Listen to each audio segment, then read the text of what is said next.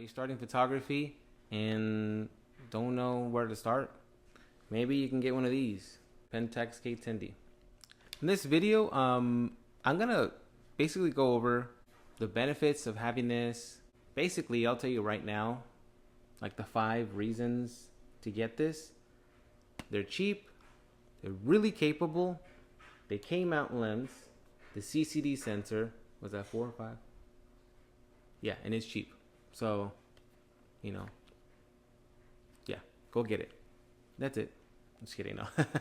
But anyways, if you're interested, you can skip through the video and there'll be sections on each part of this camera review.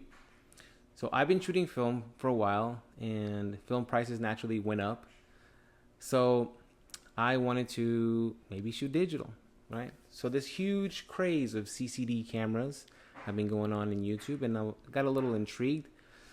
So I went and found a CCD camera. I found this Pentax K10D, excuse me, for about, I got it for about $70. Body and this lens, which is a 18 to 250 zoom lens. So it turns out to be, because it's a crop sensor, it turns out to be like 35 to 400 or 350 range. Really good lens, actually, very sharp.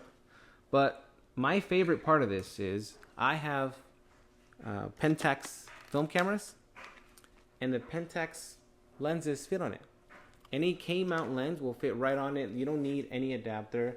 Of course, now these are like manual glass, right? But really amazing glass. Check out how this sounds.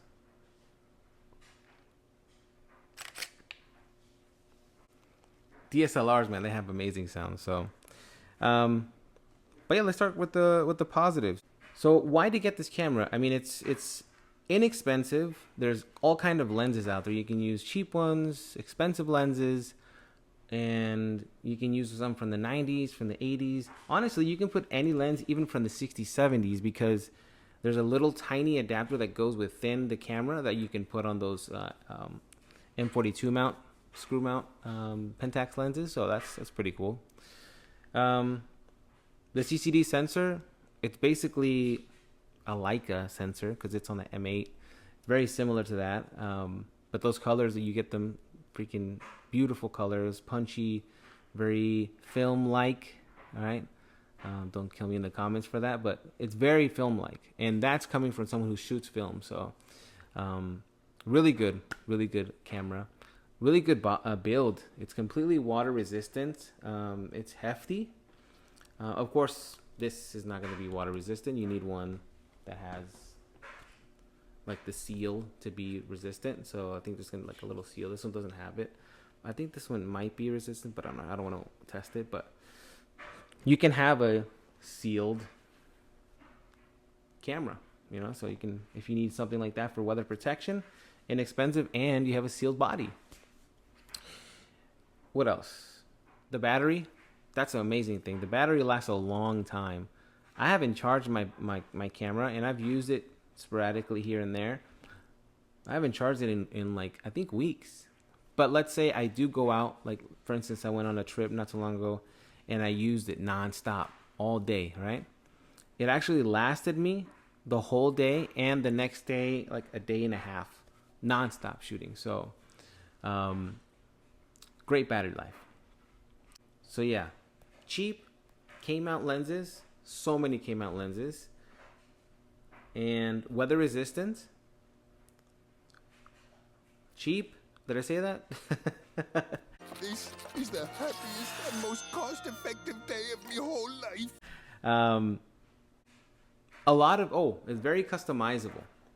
So there's so many options you can do in here to adjust how you shoot this, right? How you set it up, right? If you go into the menu, you can go in and set up all kinds of things in here and adjust what this button does, how you want it to respond, right? It doesn't have many focus points, but it has enough. And so you can switch the the autofocus points and stuff. I'm gonna have a different video that goes through every single option in here, maybe, or the top features. I'll give you an instance, for instance. So let's say I shoot manually, right? And I take a picture of this lens right here, and I took the photo, right? So there it is. But I want to check the focus really quick. I set it up for the zoom to go immediately to a specific zoom point. So if I go into the photos, instead of zooming, going all the way, you can adjust how much magnification is on the zoom. So I just do it one click and it goes really close. So I can see, hey, did I focus where I want it to be focused? Right, so yeah, so that's a really good customization thing that you can do on the Pentax K10D. There's so many, whole bunch of features in there, but that's one instance of that I use all the time. The top, it has a really cool top like screen. Some of the cheaper cameras, they have that little roll and you just rely on the screen in the back. That's okay, I guess, but this is really good. It helps save battery. Let me touch on the negatives because I have run into some things, but it's an old camera. It's from 2006. So you're going to run into some things that you're not going to like. First off, it does not shoot video. So if you're trying to get this camera for video, no, it's just a photography only camera. Plus, don't do Pentax for video. Pentax has never been good for video. Do Sony or Sony or Sony. Maybe Canon. Canon's okay. But I'm just shooting on my iPhone, which is a Sony sensor. So there you go. Anyways, one thing. So before I get to the bad, one more positive. One more thing. This SR, let me show you. So this SR right here, that is shake reduction. Now Pentax is like one of the first, or maybe the first, I'm not sure, I could be wrong. Got him! Got him! That introduce in-body stabilization. So the sensor moves, right? Why is that cool? Because if you put old manual lenses, now they're stabilized. Now, mind you, it's not going to be amazing IBIS like nowadays, but it's going to save you a few more stops, right? So in photography, the rule is typically the lens that you have, right? Let's say it's a 50 millimeter. You don't go over that in shutter speed. I mean, you don't go under that in shutter speed, right? So shooting at f4, right? And I have a 50 millimeter. I technically should not go under 1/60, so I don't have any camera shake. With these cameras that have shake reduction, you can go 2 stops, 3 stops, meaning I can go to 1/30th, 1/10th, right? So I can go down a bit, not too much, but enough where maybe I need a little bit more light, right? And it'll help me, right, avoid any shake in the image. So that's really cool. I want to make sure I include that in this review of this Pentax K10D, the shake reduction. So let's get into the bad. Number one is the focus and the autofocus. The autofocus is good. It's quick, okay? But some of these Pentax cameras that came out have an issue with back focusing, meaning I shoot for a subject, I autofocus, but actually it focuses slightly behind it.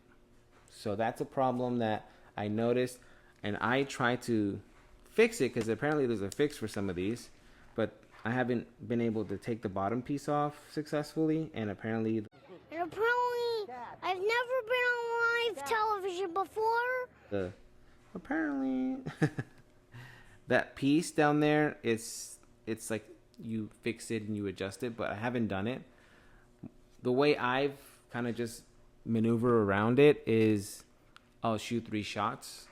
Like when I'm shooting manual lenses, I'll focus in and out, and I'll take like 3 or 4 shots. That's the beauty of digital. You can take a bunch and go back and look at them, right? So you can do that. It's fine. I mean, it works. But unless you're going to do extreme fast photography, like crazy fast, and that you need that one shot, then this camera may not be for you. So that's one con.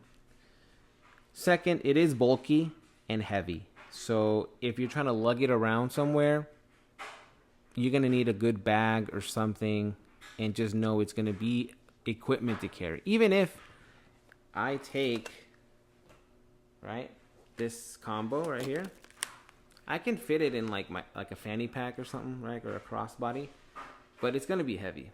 And if you're walking or whatever you're doing, it's going to, weigh on you. But if you don't mind that, go for it. I don't mind it. I just know that I have this camera, right? So I really like my CCD DSLR camera, and I want to take it everywhere. So just know it's heavy and kind of bulky, right? It can be a con. The screen in the back is tiny and not the best screen, right? You can see, it's really good for seeing your framing and kind of checking your focus. Like for instance, I do with the zoom in after you look at the camera preview, right? Just zoom in and check it out. So if you're really relying on the back screen, this is not the best back screen. So this is more of an old school kind of just looking through the viewfinder. But honestly, I think that is it. The pros outweigh the cons, like 100%. These images are so beautiful. The raw images, because I only shoot in RAW, but I did shoot in JPEG in the beginning, and they're beautiful too. Like you can adjust your JPEGs to be really nice, and I have the max you can put in here is a 32 gigabyte SD, but with that you can shoot like thousands of photos. For instance, I have it in RAW, and I have a few photos in here already, and I have 1,755 left in RAW photos. That's a lot. That's more than I need. Maybe it's just me coming from film photography where you get 36 shots of a roll.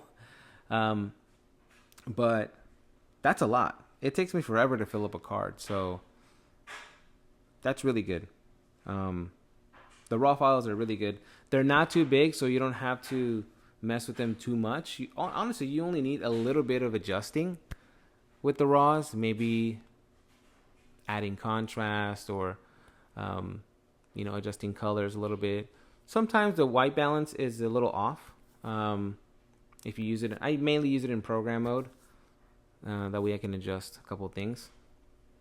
But I use Lightroom, or any other editing software. Snapseed for free. You can do all kinds of color correction and all kinds of apps. So that's not a big deal. But I've also kind of dialed it in on the camera. So I've already adjusted how I like my contrast to be in camera. So that's really cool. So yeah, it's just honestly, you have to know the camera, and especially with these kind of cameras that have so many settings. It's actually very similar to Nikon from what I've seen. I don't have a Nikon, but from what I've seen on YouTube videos, they're very customizable, and you can do all kinds of things to set them up just how you like them, right? So you can have a better experience. It's very similar with Pentax.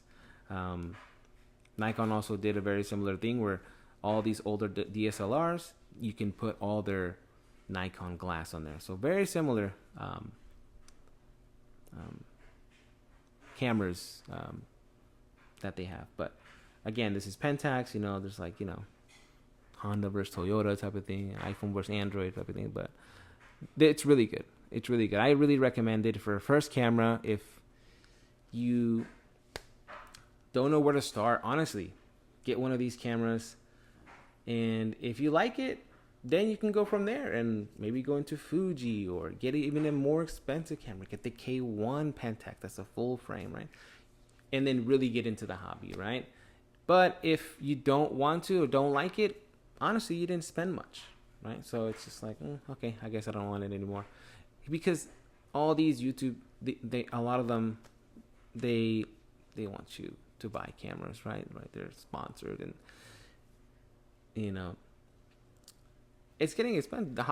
Photography is a very expensive hobby, so this is a good way to start and, you know, not spend too much money, right? So I really recommend it. I hope you like it. I hope you like the photos that I put throughout the video. But yeah, I'm going to do some more reviews on this camera, some more features, and I'll have some more updates on some film photography and other cameras that I'm getting. So yeah, thank you so much. Like, subscribe, and I'll see you in the next one. Peace.